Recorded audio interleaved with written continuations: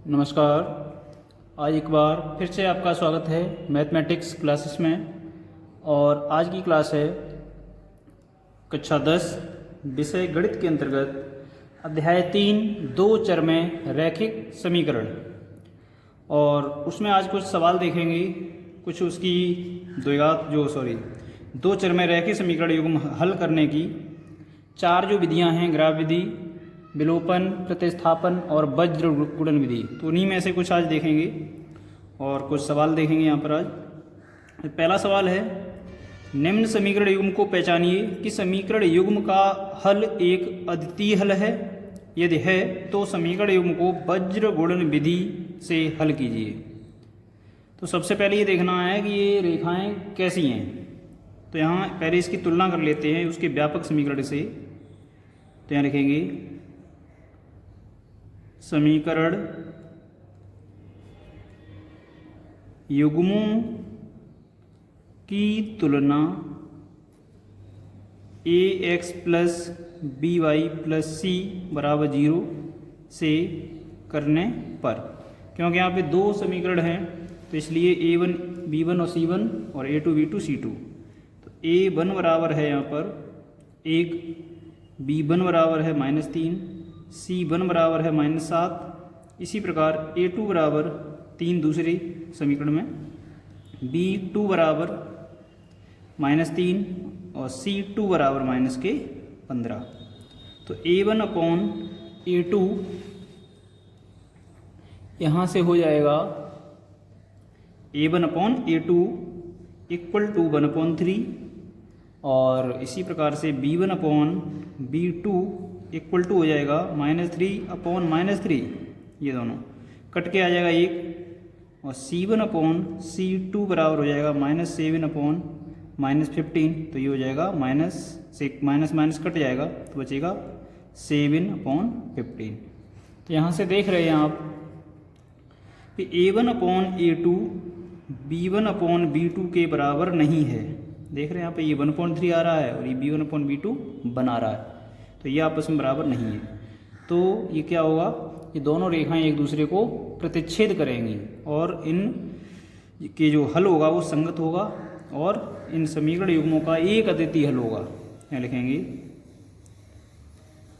समीकरण युग्मों का एक अद्वितीय हल होगा, एक अद्वितीय हल होगा। अब यहाँ से क्या कर रहे हैं, अब इनको करेंगे हल किससे, वज्र गुणन विधि से। तो वज्र गुणन विधि के लिए आप जैसा दो चर में रैखिक समीकरण का जो व्यापक रूप होता है बिल्कुल उसी तरह से आप रेखाओं को लिखेंगे। तो अब x minus 3y minus 7 equal to 0, दूसरा है x minus 3y minus 15 equal to 0। ये दोनों रेखाएं हैं। अब इनको वज्र गुणन विधि से हल करना है। तो यहाँ बराबर में 0 होना चाहिए। अगर बराबर में अचर पद है तो उसको LHS में लेके आएँ और वहाँ से उसको 0 करें, तब इसको आप हल करेंगे। तो यहाँ लिख देंगे वज्र गुणन विधि से, वज्र गुणन विधि से कैसे, पहले यहाँ लिखेंगे x। ये ध्यान से देखें, यहाँ पर बहुत ही आसान है। यहाँ y लगाएंगे लेकिन y के आगे माइनस बराबर 1 और अपॉन, इस तरह से आप करेंगे x upon minus y upon और 1 अपॉन 1 अचर पद के लिए बनाएगा। तो अब देखें यहाँ पर x वाला है तो x को ही आप दबा लें इस तरह से, x को आप इस तरह से दबा लें। इस तरह से हमने दबा लिया। तो अब क्या करेंगे, इधर से पहले जिस तरह से 4 बनता है उसी तरह से -3 का -15 में करेंगे गुणा।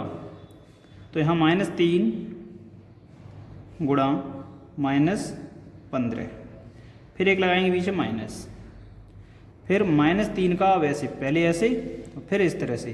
अब करेंगे -3 का -7 में विद चिन्ह के गुणा करना है, चिन्ह को नहीं छोड़ना है। ये हो गया x का, x के लिए इतना आ जाएगा। अब -y, तो y वाले को दबा लीजिए पूरा, तो y वाला पूरा दब गया अब यहाँ पर x के आगे कितना है 1 और यहाँ कितना है अचर पद, इस तरह से करेंगे। तो x का गुणांक है 1 और यहाँ है -15, तो यहाँ 1 और इंटू और माइनस के 15, फिर लगाएंगे बीच में एक माइनस दोनों में लगाना, हर एक में बीच में, फिर इस तरह से गुणांक। अब तो करेंगे 3x गुणांक 3 और अचर पद है -7। अब इधर आते हैं अचर पद के लिए, तो अचर पद को ही दबा लें। अब x का गुणांक 1 और y का गुणांक -3, तो 1 इंटू -3, फिर लगाएंगे बीच माइनस बीच में हर एक में आएगा, चाहे x हो चाहे y हो चाहे अचर पद हो। अब इस तरह से गुणांक करेंगे तो 3 और -3 ये हो जाएगा। अब इनको करें थोड़ा सॉल्व, तो x अपॉन ये हो गया 45, माइनस प्लस 15 दिया 45। अब यहाँ 3 माइनस 1 2 3, तो विषम संख्या है माइनस की तो माइनस ही आएगा। 7 दिया 21 बराबर -22 बट्टे -15 माइनस प्लस 7 दिया 21 बराबर 1 अपॉन यहाँ -3, यहाँ माइनस हो गया प्लस और 3, -3 और माइनस प्लस का 3, तो ये हो जाएगा x अपॉन यहाँ पर आ रहा है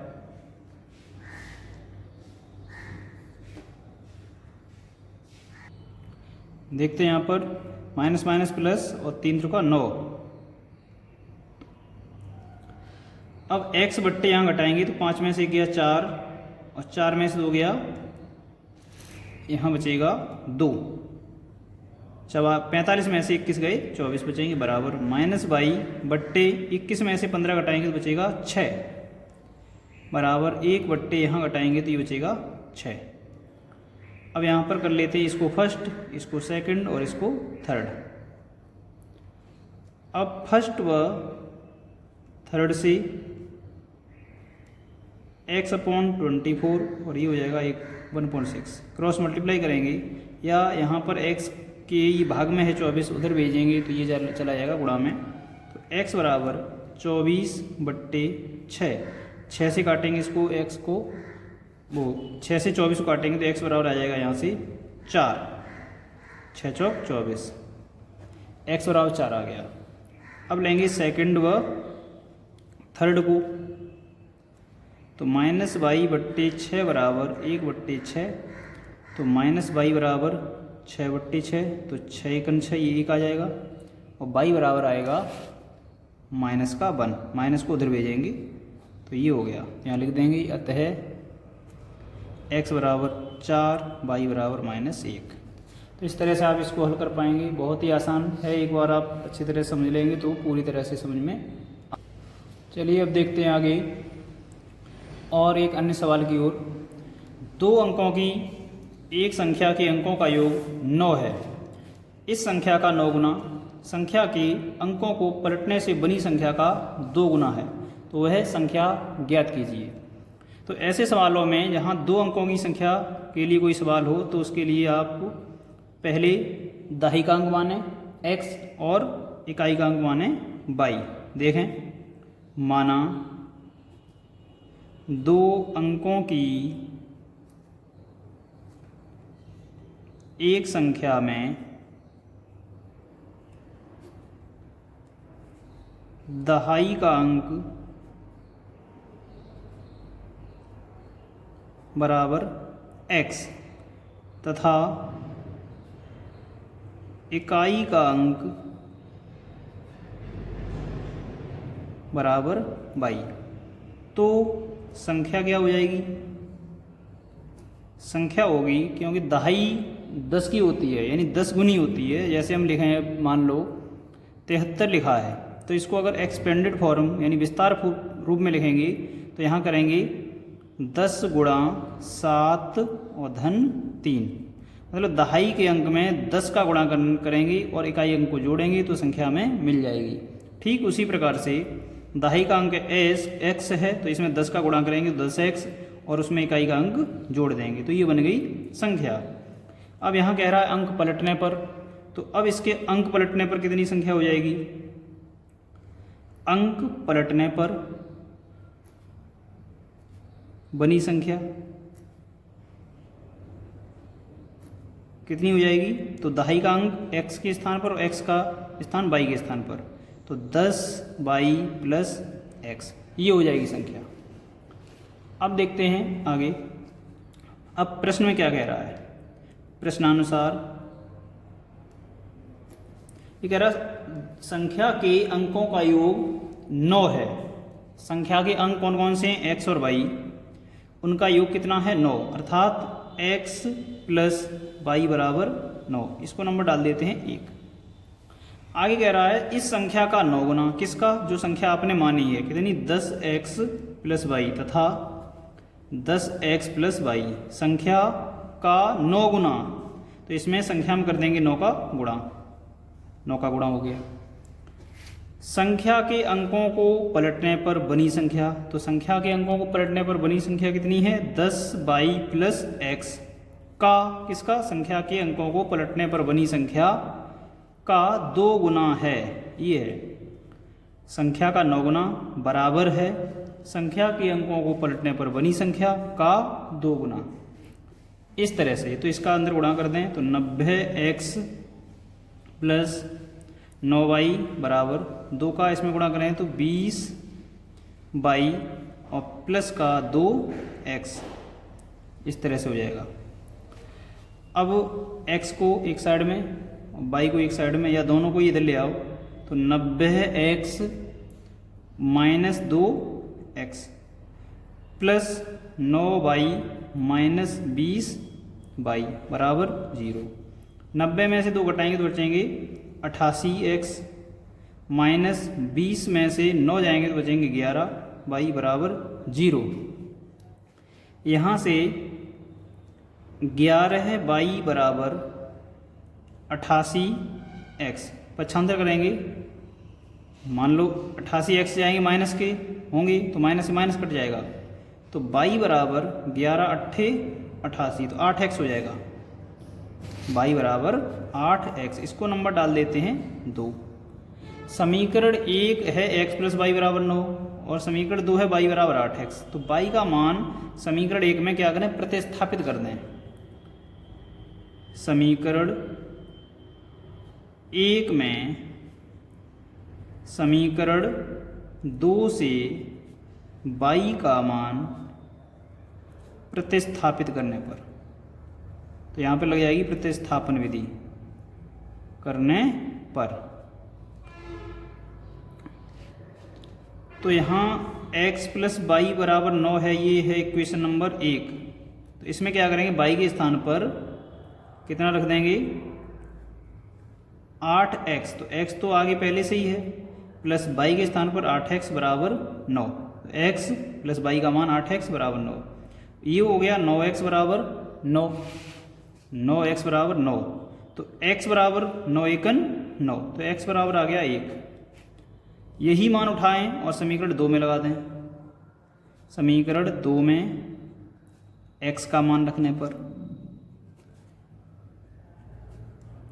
जब रखेंगे तो y बराबर हो जाएगा 8x, जो दे रहा है यहाँ पे y बराबर 8 और x का मान 1 लगा दें तो y बराबर हो जाएगा 8। अब संख्या निकालते हैं, संख्या पूछ रहा है, तो अतः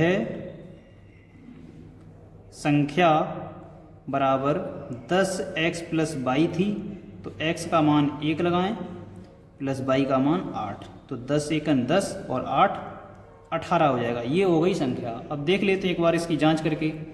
सवाल कह रहा था कि संख्या के अंकों का योग 9 है, तो 1 और 8 मिलकर कितना हो रहा है, 9।